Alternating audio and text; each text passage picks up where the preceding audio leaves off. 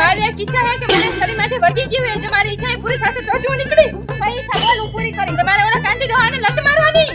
હાલ મેં ડોહાને પૂછી આવું તું અહીંયા જ રહેજે હો યા પાછે.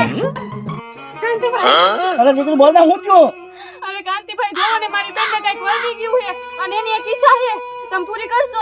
બોલના મારી દીકરી જો હારું તો એની ઈચ્છા હું પૂરી કરી કાંતિભાઈ મરગુની એમ કહે કે હું કાંતિભાઈને એક લત મારું ને તો જ હું શરીરમાંથી જઈશ નકર જીવ લઈશ. કાંતિભાઈ લત ખાઈ લેજો ને. હા